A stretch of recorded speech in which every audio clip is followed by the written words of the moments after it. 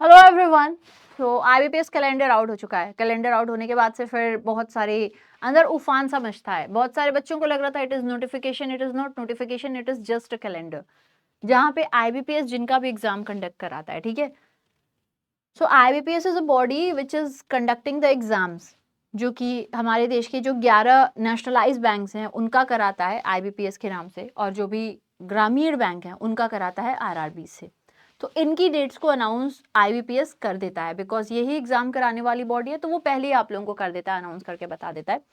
और उसके बारे में ऐलान हो चुका है, जुलाई के आखिरी से आपके पेपर्स शुरू हो जाएंगे। ठीक है, अगर आप लोग अभी से टाइम काउंट करो, जैसे अब मुझे लगता है कि अब तो बच्चों में थोड़ी समझदारी हो रही है, लेकिन फिर भी बहुत सारे स्टूडेंट्स ऐसे होते हैं जो सोचते हैं कि अभी तो बहुत टाइम है, जनवरी चल रहा है, जुलाई 7th मंथ, जनवरी से जुलाई का वो टाइम देखोगे तो you hardly have 6 to 7 month. अब अगर आप बिल्कुल मतलब फ्रेशर हो तो आपके लिए तो बहुत ज़्यादा टाइम नहीं है, मैं कहूँगी। ठीक है, you have very limited amount of time. लेकिन अगर आप रिपीटर हो तो yes you have good time, आप लोग उसमें बहुत अच्छे से प्रैक्टिस कर सकते हो। या अगर आपने एग्जाम नहीं दिया लेकिन आपकी तैयारी पूरी हो चुकी है तो आपके लिए भी अच्छा टाइम है, आप लोग भी उसका यूटिलाइजेशन कर सकते हो। तो ये जो टाइम है, अगर हम लोग इसको यूटिलाइज करने लग जाएंगे तो हमारा selection is for sure. But depend करता है कि यार हम लोग इसका यूटिलाइजेशन कितना कर रहे हैं। ठीक है, बहुत सारे स्टूडेंट्स कहते हैं कि मैम एक स्ट्रैटेजी बता दो, क्या करना चाहिए, हमें कैसे पढ़ना चाहिए। तो उसके बारे में हम जरा डिस्कस करेंगे कि आपकी क्या स्ट्रैटेजी होनी चाहिए, कैसे आप पढ़ सकते हो। सबसे पहले देखो, जो बैंक है, अभी हम लोग आरबीआई को इंक्लूड नहीं कर रहे हैं, we are simply talking about IBPS and RRBs. यहाँ पे 2 एग्जाम्स होते हैं। ठीक है, पीओ और क्लर्क के, दोनों में 2-2 होंगे, पीओ और क्लर्क। अब ये जो एग्जाम्स होते हैं, पीओ आप जाओगे तो आप ऑफिसर बन जाओगे, क्लर्क आप जाओगे तो आप असिस्टेंट लेवल पे जाओगे। पहले आप ऑफिसर के स्केल 1 पे जाओगे, फिर 2 पे जाओगे, तो आपका प्रमोशन थोड़ा लेंदी प्रोसेस होगा। पीओ जाओगे तो आपका प्रमोशन थोड़ा इजी हो जाएगा, क्योंकि आप ऑलरेडी ऑफिसर पे एंट्री कर रहे हो, तो आपका जो नेक्स्ट होगा वो ऑफिसर लेवल 2 होगा। जबकि असिस्टेंट में जाओगे तो पहले असिस्टेंट में जाओगे तो आप असिस्टेंट मैनेजर बन रहे हो, फिर स्केल 2 पे जा रहे हो, तो that is quite lengthy. But matter करता है कि बैंक के अंदर घुसना है ना। सो अब अगर मैं आपसे बात करती हूँ बेटा, जो पीओ और क्लर्क होता है उनका एग्जामिनेशन कुछ इस तरीके से होता है। चूंकि आप पीओ में ऑफिसर बन रहे हो, तो ऑफिसर में आपको ये तीनों स्टेजेस क्लियर करने होते हैं, प्री, मेंस और इंटरव्यू। लेकिन अगर आप सिर्फ क्लर्क का ही कर रहे हो तो फिर मेंस आप क्वालिफाई करो और आप क्लर्क बन जाओगे। ठीक है, तो डिपेंड करता है। पीओ के लिए अगर आप जाओगे तो ये तीनों ही मैटर करेगा, लेकिन आप लोग अगर क्लर्क के लिए जाओगे तो उसमें सिर्फ और सिर्फ यही दोनों दो और हो जाएगा आपका सिलेक्शन। ठीक है, ये सब्जेक्ट्स जो हैं ये कॉमन सब्जेक्ट हैं जो सभी बैंक एग्जाम में आपको मिलेंगे, जैसे कि इंग्लिश, मैथ्स, रीजनिंग। इंग्लिश ये आपके प्री के सब्जेक्ट हैं। ठीक है, अच्छा, आरआरबी में आप लोगों का इंग्लिश नहीं आता है, मैथ्स और रीजनिंग ही आता है, लेकिन आईबीपीएस में आप लोगों का तीनों आता है। एसबीआई में भी तीनों होता है, आरबीआई असिस्टेंट में भी तीनों आता है। मेंस में आप लोग देखो इंग्लिश, मैथ्स, रीजनिंग। जब हम लोग बात करते हैं आरआरबी की, आरबीआई असिस्टेंट की, तो उसमें कंप्यूटर भी ऐड हो जाता है, कभी कभी किसी में कुछ नहीं भी सवाल आते हैं। तो ये मेंस के सब्जेक्ट होते हैं। ठीक है, तो ये हो गए प्री और हो गए मेंस। उसके बाद है इंटरव्यू। तो इंटरव्यू में तो आप लोगों से आपकी नॉलेज कितनी है अपने बारे में, अपनी जगह के बारे में, बैंक के बारे में, वो सब पूछा जाता है, तो वो तो एक अलग चीज हो जाएगा। ठीक है, वो बड़ा सब्जेक्टिव है, उसको हम अभी डिस्कस नहीं करेंगे। नाउ द पॉइंट इज की प्री और मेंस की ये सब्जेक्ट है और वक्त है हमारे पास में 7 महीने। तो एक जो सबसे बड़ा क्वेश्चन आता है स्टूडेंट्स का मेरे पास में, वो आता है how many hours should I study. अब यहाँ पे आप लोग एक वर्ड को देखो, क्या लिखा हुआ है, आई। आई कौन हो, आप ही तो हो, है ना। मेरे लिए यहाँ पे आई आप रिप्रेजेंट कर रहे हो, और आपके लिए वहां पे आई मैं रिप्रेजेंट कर रहा है। ठीक है ना, कहना क्या मैं चाहती हूँ, कहने का तात्पर्य मेरा ये है, आपसे ज्यादा आपको कौन जानता है, आपसे ज्यादा आपको कोई नहीं जानता है। कितने घंटे आपको पढ़ने ही आप जानते हो, लेकिन अगर आप हमसे पूछोगे तो हम लोग आपको जरूर समझा सकते हैं आपको क्या करना चाहिए। देखो बेटा, कभी भी प्रिपरेशन का जो सबसे पहला स्टेज होगा जब आप प्रिपरेशन कर रहे हो, वो है कि आप टॉपिक को कॉम्प्रिहेंड करो, टॉपिक को समझो। तो first of all you will have to learn. Okay, तो आपको सबसे पहले यहाँ पे क्या करना होगा, लर्न करना होगा। कैसे, टॉपिक्स को पढ़ो। ठीक है, टॉपिक की स्टडी करो हर एक सब्जेक्ट की। ठीक है, अब क्या होता है कि कुछ ऐसे स्टूडेंट्स होते हैं जो मैथ्स में वीक होते हैं, कुछ ऐसे स्टूडेंट्स होते हैं जो इंग्लिश में वीक होते हैं। ऐसे होता है कि कुछ कुछ अलग अलग स्टूडेंट्स जो होते हैं वो अलग अलग सब्जेक्ट में वीक होते हैं। तो आप लोगों को क्या करना होगा, अभी चूंकि टाइम है तो आप लोग कोशिश करो कि जो भी टॉपिक्स हैं जो इजी हैं इनको तो करो ही, लेकिन एक और काम करना होगा जो हार्ड है आपके लिए, उस पे आप लोग अपनी इतनी कमांड बना लो कि आप जब भी एग्जाम दो तो इसका कट ऑफ क्लियर कर सको। ठीक है, इतनी कमांड रखो कि यार एटलीस्ट जब एग्जाम दे रहे हो तो आप ये जो हार्ड टॉपिक्स हैं, जो हार्ड सब्जेक्ट्स हैं, आप उसकी कट ऑफ को क्लियर करो। जब भी आप लोग पढ़ रहे हो तो इसको मूल मंत्र बना के चलना है कि इजी हमारे कमांड में रहे और टफ हमारे कमांड में इतना रहे कि हम एटलीस्ट कट ऑफ तो क्लियर कर सके, ताकि उसका ना बाद में पछतावा हो काश इतना ही पढ़ लिया होता। ठीक है, तो टफ को बिल्कुल टाइम नहीं देना या पूरा टाइम टफ को दे देना, दोनों ही आपको नहीं करना है, दोनों से बचना है।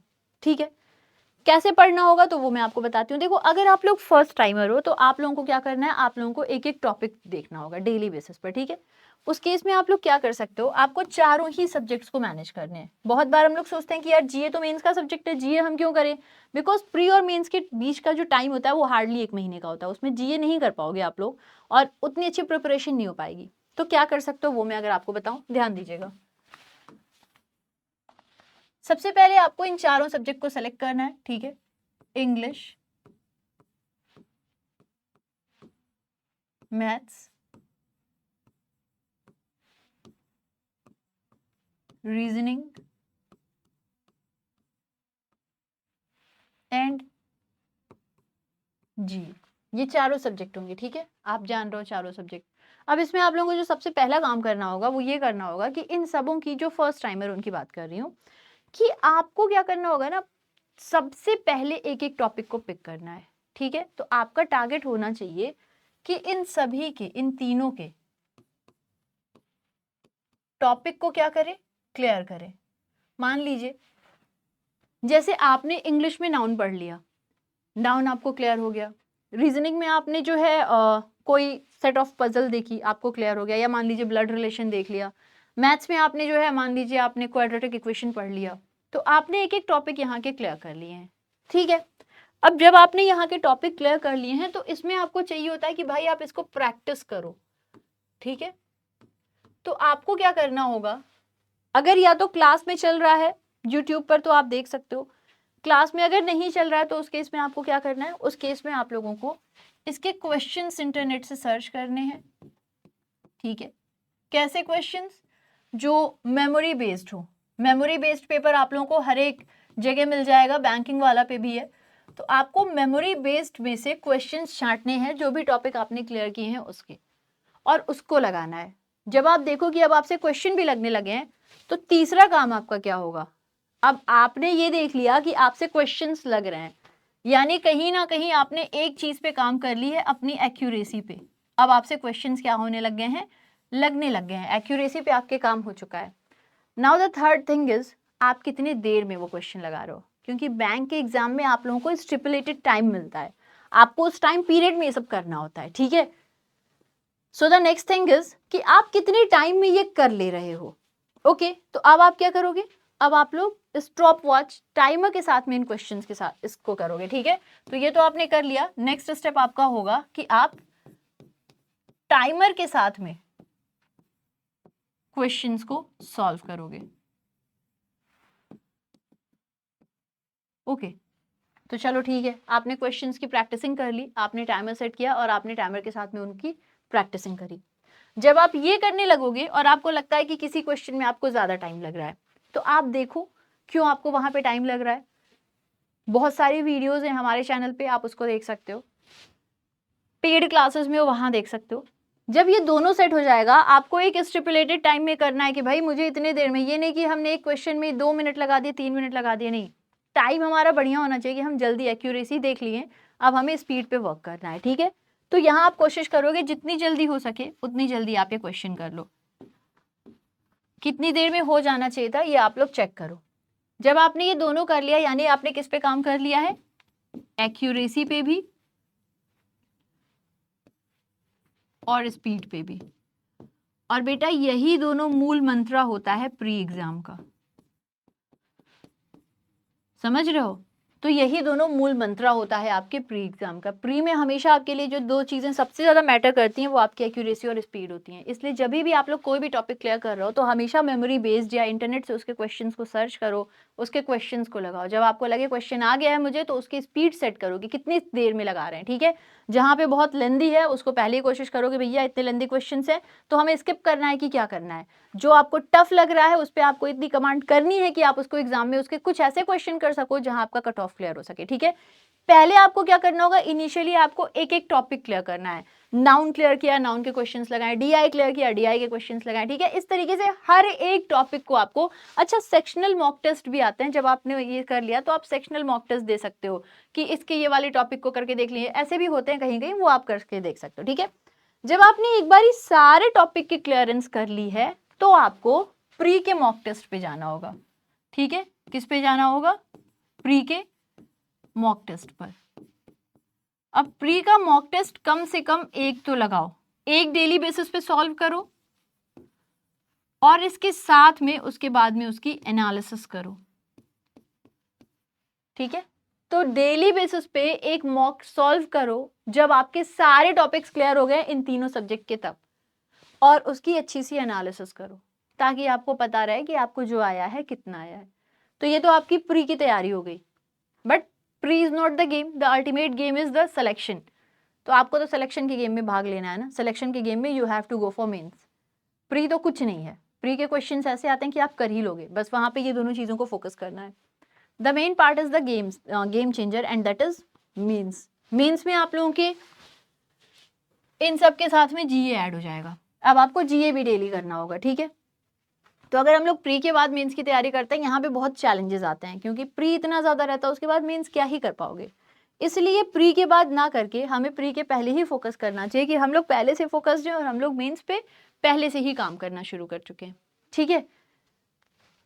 ये सब आप लोग कर रहे हो, मेंस के लिए आप लोग एक एक छोटे छोटे स्टेप लो। छोटे स्टेप ये लो कि जब भी आप इनके क्वेश्चंस को सॉल्व कर रहे हो तो केवल प्री के ही क्वेश्चंस को मत सॉल्व करो, थोड़े से टफ लेवल क्वेश्चंस भी लो जो मेंस में आ चुके हैं, ठीक है। तो जब आप ये सब टॉपिक क्लियर कर रहे हो तो टॉपिक को प्री का सोच के मत पढ़ो, ठीक है। हाँ, अगर आपको ऐसा लगता है कि प्री वाले टॉपिक पहले खत्म कर लें फिर मेंस की करें, आप करो, लेकिन कहने का मतलब ये है कि टफ क्वेश्चंस को भी अटेम्प्ट करो ताकि कुछ कुछ आपका दिमाग खुलता रहे, आप मेंस के लिए खुद से खुद को तैयार करते रहो since the very beginning. Pre में आके चले जाना और ही दुखद की बात होती है कि यार मेंस प्री हो गया, मेंस नहीं हो पाया।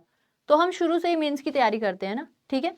तो प्री तो आप कर रहे हो, लेकिन अपने क्वेश्चन के लेवल को थोड़ा सा टफ रखो ताकि आप मेंस वाले क्वेश्चन को हैंडल करने पाओ, एकदम से आपके ऊपर प्रेशर ना आए। अब जब आपने प्री के मॉक टेस्ट दे लिए हैं, ठीक है, 5, 10, 15 दो, फिर आपका आएगा मेंस। मेंस में अब आप लोगों की एक्यूरेसी मैटर्स, स्पीड में उतनी नहीं कहूंगी, ठीक है। स्पीड आपका असली खेला होता है कहाँ पर, प्री में, क्योंकि वहां पे कट ऑफ बहुत अल्ट्रा हाई चली जाती है कभी कभी। यहाँ पे आप लोगों की कॉम्प्रिहेंशन, एक्यूरेसी, रिटेंशन, ये सब मैटर करती है। वो उसके लिए आपको क्या करना होता है, रिवीजन करना होता है। आपने लर्न कर लिया, प्रैक्टिस कर लिया, अब तीसरी बात आती है रिवाइज कितना कर रहे हो, ठीक है। अच्छा, इसमें एक सब्जेक्ट ऐड होता है जीए। तो जीए के बारे में जरा हम अपनी डिस्कशन करते हैं। GA is what, GA is general awareness. ये मेरा सब्जेक्ट है, मैं यही आपको पढ़ाती हूँ।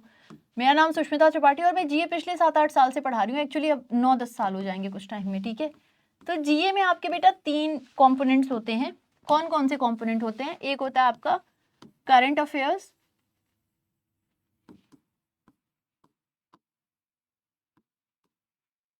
एक होता है आपका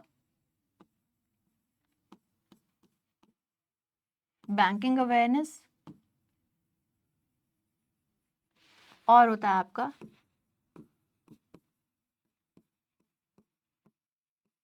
स्टैटिक अफेयर्स, ठीक है। तो ये 3 कंपोनेंट्स होते हैं आपके मेंस के, सॉरी, ये 3 कंपोनेंट्स होते हैं आपके जनरल अवेयरनेस के। General awareness is a main subject, ठीक है, लेकिन ये पूरा गेम चेंजर का काम करता है। 40 क्वेश्चन आते हैं और अगर आप पढ़ के गए हो तो आप 40 के 40 भी कर सकते हो, लेकिन उसके लिए आपको पढ़ना है, ठीक है। जनरल अवेयरनेस में 3 पार्ट्स होते हैं। मान लीजिए 40 क्वेश्चन आ रहे हैं तो 40 क्वेश्चन में से करंट अफेयर्स के आपसे 32 क्वेश्चन पूछ लिए जाएंगे, बैंकिंग अवेयरनेस के आपसे 5 पूछ लिए जाएंगे, और यहाँ से आप लोगों से फिर 3 पूछ लिए जाएंगे। तो जो सबसे ज्यादा क्वेश्चन आते हैं वो करंट अफेयर्स के आते हैं, फिर बैंकिंग अवेयरनेस और फिर स्टैटिक। तो जी आप कैसे मैनेज कर सकते हो इन सब के साथ, उसके लिए आप एक काम कर करंट अफेयर्स के चूंकि मेजॉरिटी क्वेश्चन है और बहुत ज्यादा आते हैं, 1-1 साल पुराने आते हैं, तो करंट अफेयर्स के लिए आप लोग एक डेली क्लास करो, ठीक है। डेली क्लास होती है आपकी, कहाँ पर होती है, बैंकिंग वाला की यूट्यूब चैनल पर होती है, ओके। तो इसको आप लोग करो डेली बेसिस पे। बैंकिंग वाला का वाईटी चैनल है, उस पे होगा। कब होगा? 7 AM, ठीक है ना। तो करंट अफेयर्स आप लोगों को डेली बेसिस पे करनी है, डेली क्लास में हम डिस्कस करते हैं। करंट अफेयर्स का मतलब है जो भी घटनाक्रम हमारे अगल बगल हो रही है, ठीक है। ट्रम्प चचा वापस से जीत गए हैं, लॉस एंजलिस में वाइल्ड फायर आ गया है, 8वां वेतन आयोग आ रहा है, तो ये सारी चीजें जो होती हैं ये सब हम लोग डिस्कस करते हैं डेली क्लास में। और इनके क्वेश्चन बहुत आते हैं, साल साल भर पुराने अब पूछे जा रहे हैं। तो अगर आप लोग इस साल के लिए तैयारी करो या अगले साल के लिए, you should join the current affairs class. Daily सुबह 7 बजे होती है, कुछ टाइम में इसका टाइम चेंज किया 6:45 हो जाएगा, ठीक है, 27 जनवरी से। तो ये जो आपकी डेली क्लास होती है इसको करो। डेली क्लास से क्या होता है कि जब आप डेली डेली पढ़ते हो तो आपकी रिमेम्बरेंस स्ट्रांग होती है। फिर वीकली में आपका क्विज कराती हूँ। इसके साथ में मंथली मैगजीन भी हमें आरे ऐप पे आपको मिल जाएगा स्पेक्ट्रम करके। तो ये आपका पूरा पैकेज हो जाएगा करंट अफेयर्स का, जहां से आपने डेली भी पढ़ा, मंथली मैगजीन देखा, पूरी अच्छे से रिविजन होगी आपकी, ठीक है। बैंकिंग अवेयरनेस आप लोगों को पेड क्लासेस में मैं कराती हूँ, पेड क्लासेस में आप लोगों को मिल जाएगा। स्टैटिक में आप लोगों का करंट के साथ ही डिस्कस करती हूँ। स्टैटिक का मतलब जो ठहरा हुआ है, जिसमें कोई बदलाव नहीं हो रहा है, जैसे WHO का हेड ऑफिस है, IMF के IMF का हेड ऑफिस है, ये सब चीजें होती हैं। कौन सा शहर किस नदी पे है, प्रयागराज में महाकुंभ हो रहा है, तो उससे रिलेटेड जो भी अभी तक उसके हिस्टोरिकल चीजें हैं वो सब, ये सब कुछ होता है। तो स्टैटिक बदलता नहीं है, स्टैटिक ठहरा हुआ है। और स्टैटिक आपका हमेशा वही पूछा जाता है जो करंट में रहता है। जैसे प्रयागराज के ऊपर क्वेश्चन आ सकते हैं, महाकुंभ के ऊपर क्वेश्चन आ सकते हैं, क्योंकि अभी ये न्यूज में चल रहा है। तो इससे जुड़ी हुई जो स्टैटिक इन्फॉर्मेशन है वो आपके एग्जाम में आ सकती है, ठीक है। स्टैटिक यहाँ हम अलग से कहते नहीं, हमें से करंट अफेयर्स के साथ ही कवर कर लेते हैं, तो ये भी आपको यही मिल जाएगा। बैंकिंग अवेयरनेस में आपको पेड क्लासेस में कराती हूँ, वहां पे आपको मिल जाएगा, ठीक है। तो ये तो हो गया। अब जी आप लोगों को करंट अफेयर्स डेली करना है, लेकिन बैंकिंग अवेयरनेस अगर आप चाहो तो जब आपने प्री की पूरी तैयारी कर ली, अब जब आप मेंस के लिए शुरू किए हो खुद से, तो आप उस टाइम पे बैंकिंग अवेयरनेस के एक एक चैप्टर देख सकते हो, ठीक है। अब जब आपने प्री के टेस्ट दे लिए हैं, मेंस के चैप्टर को सॉल्व कर रहे हो, मेंस के चैप्टर्स के लिए भी सिमिलर यही कहोगे, जो टॉपिक नहीं अभी तक हुए थे उन टॉपिक्स को क्लियर करोगे, उनके क्वेश्चन सर्च करोगे, फिर अपनी स्पीड पे भी फोकस। ऐसा नहीं कि भूल ही गए, एक ही क्वेश्चन को हम 25 मिनट कर रहे हैं, ऐसा भी नहीं है। थोड़ा सा टाइम आपको ज्यादा मिलेगा, लेकिन एक स्टिपुलेटेड टाइम तो वहां भी आपको दे दिया जाता है अब, ठीक है। कुछ कुछ एग्जामिनेशंस में लागू किए जा रहे हैं, इसलिए भाई थोड़ा बहुत टाइम को आप लोगों को वहां पे भी ध्यान दिए रहना होगा, ठीक है। कि पता चला है कि क्वेश्चन में हम लगा दिए 20 मिनट और समय खत्म हो गया, बाकी हम किसको क्या टाइम दे रहे हैं, इसलिए थोड़ा हमें ध्यान देना होगा, ठीक है। तो आपने प्री जैसे किया वैसे ही आप मेंस के लिए भी टॉपिक्स क्लियर करो। टॉपिक्स क्लियर करने के साथ साथ में फिर आप लोग जो है, जब एक बार सारे टॉपिक क्लियर हो जाएं तो मॉक पर आ जाओ। मेंस की मॉक आप लोग 2 दिन में एक बार दो और उसकी एनालिसिस अच्छे से करो। अब बेटा ये जो 6-7 महीने है ना, इस 6-7 महीने में आप बहुत कुछ कर सकते हो। जो असली गेम चेंजर होगा वो होगा टॉपिक क्लियरेंस। आपको कहाँ से मिलेगी? वीडियोस से, ठीक है। जो भी टॉपिक्स हैं हमारे चैनल पे क्लासेस होती हैं, करंट अफेयर्स की सुबह 7 बजे होती है, फिर इंग्लिश मैथ्स रीजनिंग की टॉपिक वाइज आप लोगों को देखनी है, वो हमारे चैनल पे पड़ी हुई है। प्रैक्टिस करना है तो वो भी शाम में होती है, सुबह भी होती है, दोनों ही टाइम पर होती है, तो आप उससे प्रैक्टिस भी कर सकते हो। मॉक टेस्ट भी आप लोगों को हमारे वहाँ पर मिल जा रहा है, ठीक है। जब इन तीनों चीज़ों पे आपकी कमांड हो जाएगी तो एंड आते आते तो जाहिर बात है आपकी परफॉर्मेंस बहुत अच्छी हो जानी है। अब बस आपको फोकस करना है कि आप अपनी तरफ से 100% दो। याद रखिएगा, सबसे पहले आपको टॉपिक क्लियर करना है, इंटरनेट से क्वेश्चंस को सॉल्व करना है, फिर उसके लिए मॉक टेस्ट देना है और रिवीजन करना है, ठीक है। मॉक टेस्ट जब दो तो उसकी एनालिसिस बहुत अच्छे से करो। देखो कोई क्वेश्चन में अगर आपने गड़बड़ी करी है तो उसको कैसे और सही कर सकते थे, उसमें क्या क्या किया जा सकता है, तो ये सब करना बहुत ज़रूरी है, ठीक है। So these are the key for a successful examination. और मैं यही कहूँगी कि अगर आप लोग इनको फॉलो कर लेते हो so you can achieve many things जो आपने सोचा भी ना हो, ठीक है। इस साल बैंकिंग का अपना सपना भी पूरा कर लोगे। अगर आप चाहते हो हमारी पेड क्लासेस, जैसे आप लोग वीडियोस चाहो यूट्यूब पे भी देख सकते हो, पेड पे भी देख सकते हो। पेड पे क्या हो जाता है, एक डिसिप्लिन बन जाता है, सारे स्टूडेंट्स रहते हैं, डिसिप्लिन मैनर में हम तैयारी कर रहे हैं। तो अगर आप चाहते हो पेड पे हमारे साथ तैयारी करना अपकमिंग एग्जाम्स की, IBPS PO क्लर्क सभी की, तो आप हमें हमारे बैंक महापैक में ज्वाइन कर सकते हो। बैंक महापैक में हमारी जितनी भी क्लासेस आएंगी ऐप पर, पेड क्लासेस, कोई मॉक टेस्ट हो रहा है, कोई क्विज हो रहा है, सब कुछ आप लोग एक्सेस कर सकते हो अगर आपने एनरोल किया। तो सपोज करो आप इस साल की तैयारी कर रहे हो, आप 1 ईयर वाला सब्सक्रिप्शन ले सकते हो, नेक्स्ट ईयर तक चाहते हो तो आप 2 ईयर वाला सब्सक्रिप्शन ले सकते हो। इनका प्राइस आपके सामने, ये आपको ऐप पर मिल जाएगा। अब अगर आपको लगता है कि नहीं मुझे जो है ना, मुझे फाउंडेशन लेवल का कोई एक ही बैच चाहिए, तो उस केस में आप हमें हमारे रुद्रा बैच में ज्वाइन कर सकते हो। रुद्रा बैच जो है ये अभी अपकमिंग 27 से शुरू होने वाला है और ये फाउंडेशन लेवल से आपकी तैयारी कराएगा फ्रॉम 0 to हीरो, तो आप अपने अकॉर्डिंग देख सकते हो कि आपकी क्या नीड है और वैसे आप अपने कोर्सेज को परचेज कर सकते हो। बाकी we are there for you people. कोई भी आपके डाउट हो, यहाँ पे आप लोगों को डाउट भी सॉल्व मिल जाएगा, नोट्स भी मिल जाते हैं, क्विजेस भी मिलते हैं, मॉक टेस्ट भी मिलते हैं, डेली लेक्चर्स भी मिलते हैं, हर चीज़ है, ठीक है, सब कुछ प्लान्ड वे में है। तो आप लोगों को बस हमारे साथ आकर पढ़ाई करनी है, बाकी सब कुछ हम कराएंगे, ठीक है। So this was something I wanted to share with you, आपको स्ट्रैटेजी कैसी होनी चाहिए। अब यहाँ पे जो एक क्वेश्चन था, how many hours should I study, जरा हम उस पर चलते हैं कि कितने घंटे आपको पढ़ने चाहिए, ठीक है। मुझे लगता है कि अब ये एक बड़ा जनरलाइज क्वेश्चन है कि कितने घंटे मुझे पढ़ने चाहिए। कंप्लीटली डिपेंड करता है कि आप रिपीटर हो, बिगिनर हो कि क्या हो। सपोज करो कि आप रिपीटर हो, तो आपको केवल और केवल टॉपिक्स की रिवीजन करनी है। बहुत आराम से आप सारे सब्जेक्ट को एक एक घंटे दो, चल जाएगा, ठीक है। रिपीटर हो या आपने पहले से तैयारी कर रखी है। लेकिन अगर आप बिगिनर हो तो मे बी मैथ्स के किसी टॉपिक में आपको 2-2.5 घंटे देने हो, इंग्लिश में आपको 1.5 घंटे देने हो, रीजनिंग में आपको कुछ देना हो, जीए में डेली आपको 1-1.25 घंटा तो देना ही देना है। तो हो सकता है कि जो बिगिनर्स है उसके ऊपर पड़ जाए टाइम लगभग 8-8 घंटे का, और प्लस 1 घंटा आप अपना एनालिसिस और मॉक ले लो, 9 घंटे तो आपको पढ़ सकते हैं। लेकिन इसको अगर आप लोग आज से रेगुलर रूटीन में लाते हो तो आगे जाके आपका बर्डन धीरे धीरे कम होता रहेगा, क्योंकि टॉपिक क्लियरेंस मिलती चलेगी। तो इनिशियली मान के चलो 7 से 8 घंटे आपको करने कर सकते हैं। जो बिगिनर्स ना होके रिपीटर्स हैं 5 से 6 घंटे में आराम से कर लेंगे, क्योंकि उनको एक एक घंटे भी अगर आप सारे सब्जेक्ट को टाइम दे रहे हो, प्लस एक आपने मॉक दिया, उसका आपने एनालिसिस किया, तो ये सब मिला के भी आप आराम से कर सकते हो, ठीक है। तो मान लीजिए आप बिगिनर हो और आपको लगता है अरे यार बहुत टाइम हो जा रहा है, बहुत टाइम हो जा रहा है, तो आप ऐसा करो ना कि किसी एक सब्जेक्ट जो आपकी जिस पर कमांड है उसको थोड़ा सा कम टाइम देने की कोशिश करो, और जिन पे कम है आपका कमांड उसको थोड़ा सा ज़्यादा टाइम दो इनिशियली। फिर आप खुद ही समझ जाओगे कि आप इसको कितना कर पा रहे हो, आप अपने टाइम को एडजस्ट करने लग जाओगे। तो कितना घंटा पढ़ना is a very subjective thing. आपकी कितनी कैपेसिटी है, आप कितना बैठकर पढ़ पाते हो, आपकी क्या नीड है, ये कंप्लीटली आप पे डिपेंड करता है। तो अगर कोई 4 ही घंटा पढ़ रहा है तो भाई हो सकता है उसकी कैपेसिटी हो, लेकिन अपने आप को चीट नहीं करना है कि नहीं हमें आ गया, भले हम जान रहे नहीं आ रहा है। खुद को चीट करोगे तो कहीं के नहीं होगे। किसी को चीट करो, खुद को चीट मत करो। आप खुद को चीट कर रहे हो, आपके साथ चीटिंग आप ही एक दिन कर डालो, फ्यूचर कुछ नहीं सेटल हो पाएगा। तो खुद से ऑनेस्ट रहना है, चाहे किसी को भी चीट कर रहे हो, ठीक है। और वैसे चीटिंग अच्छी चीज़ नहीं, चीटिंग मत ही करो, लेकिन खुद को बिल्कुल मत करो। तो ये आपकी कैपेसिटी है, इसलिए आपको ये देखना होगा कि आप क्या क्या कर पा रहे हो, कैसे कैसे कर पा रहे हो। और उसके साथ ही साथ में एक जो चीज़ पे आप लोगों का बहुत अल्ट्रा फोकस होना चाहिए वो ये होना चाहिए कि हम rather than thinking of time, हम ये सोचें कि हमने कितनी क्लैरिटी की और हमने आज पूरे दिन में कितनी प्रोडक्टिविटी रखी, क्या गेन किया है। तो हमारा फोकस उधर ज़्यादा रहे, वो अच्छा है। कितने घंटे आप पढ़ रहे हो अगेन डिपेंड्स ऑन यू, ठीक है, सब्जेक्टिव है। वैसे आप कितने घंटे पढ़ दो ये कमेंट करके बताना। सो आई होप आप लोग को ये स्ट्रैटेजी समझ आई होगी, सही लगी होगी। बाकी ऐसी और भी वीडियोस हम बनाते रहेंगे, आप फॉलो कर सकते हो। और थैंक यू सो मच, फिर मिलेंगे। टिल देन, जय हिंद, जय Bharat, God bless you, take care people, bye bye.